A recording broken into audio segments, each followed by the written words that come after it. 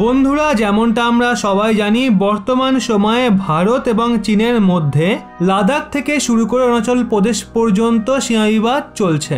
ওদিকে সদ্যই অরুণাচল প্রদেশকে নিয়ে চীন পুনরায় তাদের দাবি ঠুকে ভারতের ভাইস প্রেসিডেন্ট ভেঙ্কেয়া নাইডুর যাত্রার বিরোধ করেছিল। চীন যেভাবে সীমাতে আক্রমণাত্মক কার্যকলাপ করছে সেটা দেখে আমরা অনেকবার বলেছি ভারতকে ওয়ান চায়না পলিসি থেকে সরে যাওয়া উচিত, আর তাইওয়ান এবং তিব্বতকে খোলামেলা সমর্থন করা উচিত। কারণ বন্ধুরা, সদ্যই একটা রিপোর্ট বেরিয়েছিল যেখানে বলা হয়েছিল চীন সরকারি চাকরির লোভ দেখিয়ে তিব্বতের ছেলেদের পিএলএতে সামিল করছে। ওদিকে কিছু ছেলেদের ভারতীয় সেনাদের বিরুদ্ধে গোয়েন্দাগিরি করার জন্য চাইনিজ করা হচ্ছে। চীন এটা প্ল্যান করেছে তিব্বতের ছেলেদের ভারতীয় সেনাদের সামনে দাঁড় করানো হবে। এর ফলে চীন একটা তীরে দুখানা নিশানা লাগাতে পারবে। প্রথমে যদি ভারতীয় সেনাদের সঙ্গে হাতাহাতি হয় আর ওই তিব্বতীয় সেনারা যদি মারা যায়, তাহলে ভারত এবং তিব্বতের মাঝে রিলেশন খারাপ হবে, যার সুযোগ চীন নেবে।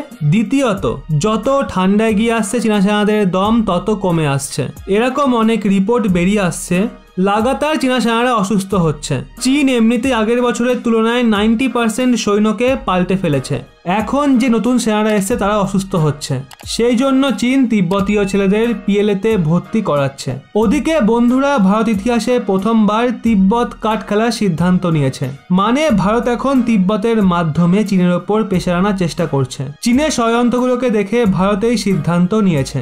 এখন এমনটা মনে হচ্ছে চীন লাদাখ এলএসি বিবাদের মাঝে অরুণাচল প্রদেশের বিষয়টা তুলে নিজের পায়ে নিজেই কুড়ুল মেরেছে। কারণ তিব্বতকে নিয়ে ভারত সরকার বিশাল বড় একটা সিদ্ধান্ত নিয়েছে, যেটা ভবিষ্যতে কোনো না কোনো দিন চীনের থেকে তিব্বতকে স্বাধীন করতে বিশেষ ভূমিকা পালন করবে।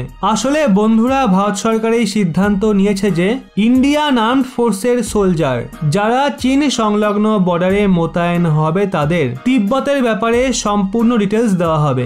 রিপোর্টের মতে ভারতীয় সেনাদের তিব্বতের ব্যাপারে A to Z সবকিছু বলা এবং শেখানো হবে, যেখানে তিব্বতের কালচার, ভাষা, তিব্বতের ইতিহাস, কিভাবে চীন তিব্বত দখল করেছিল, তিব্বতের মানুষরা কোন বৌদ্ধিক ফিলোসফিকে ফলো করে, সমস্ত ইনফরমেশন এবং নলেজ ভারতীয় সেনাদের দেওয়া হবে। এর একটা সুবিধা হবে, ভারত তিব্বতে চীনা সেনাদের ওপর গোপনভাবে নজর রাখতে পারবে। সেই সঙ্গে ভবিষ্যতে তিব্বতের সঙ্গে আমাদের সম্পর্ক আরও মজবুত হবে। ভারত সরকার এই লক্ষ্যে কাজ করাও শুরু করে দিয়েছে। আর এখন খবর বেরিয়ে আসছে central institute of Himalayan culture, যেটা অরুণাচল প্রদেশে অবস্থিত, ওখানে তিব্বতীয় কালচার রিলেটেড একটা প্রজেক্টও শুরু করে দেওয়া হয়েছে। আর ওতে 15 জন পার্টিসিপেট ওই কোর্স কমপ্লিটও করে ফেলেছে। ওদিকে বন্ধুরা, অরুণাচল প্রদেশ থেকে একটা বিশাল খবর বেরিয়ে আসছে। ভারত ওখানে কার্গিল যুদ্ধ ঐতিহাসিক জয় এনে দেওয়া পিনাকা রকেট লঞ্চার এলএসিতে ডিপ্লয় করে দিয়েছে। বন্ধুরা, এই পিনাকা সিস্টেম মাত্র 44 সেকেন্ডে 72টা রকেট ফায়ার করতে পারে। ভারত পিনাকা রকেট লঞ্চারের মাধ্যমে 50 কিলোমিটার দূরত্বে থাকা চীনা ক্যাম্পে রকেট নিক্ষেপও করতে পারবে। ওদিকে বন্ধুরা, চীন নেপালের জমি দখল করে নিয়েছে। নেপাল আমাদের খুব ভালো মিত্র দেশ, আর সদ্যই নেপালের গৃহ মন্ত্রণালয় একটা রিপোর্ট জারি করেছে, যেটায় বলা হয়েছে নেপালের অনেক জমিতে নেপালের মানুষদেরই চীন ঢুকতে দিচ্ছে না। এছাড়া অনেক বন্ড ইস্যু রয়েছে চীনের সঙ্গে। নেপাল গৃহ মন্ত্রণালয় এরকমটা প্রথমবার মেনেছে যে চীন তাদের জমি দখল করেছে। এখন ভারতের উচিত চীনের বিরুদ্ধে নেপালকে সহায়তা করা, ওখানে সেনা পাঠানো এবং ডিপ্লোমেসির মাধ্যমে চীনকে ট্যাকেল করা।